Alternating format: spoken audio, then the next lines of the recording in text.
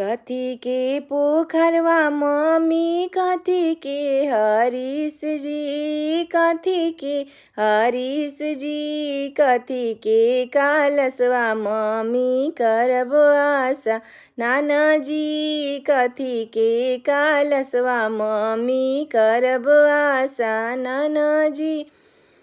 पका के पोखरवा बेटी काठ के हरीश जी, काठ के हरीश जी, माटी के कालसवा बेटी करिहे आशा नाना जी, माटी के कालसवा बेटी करिहे आशा नाना जी।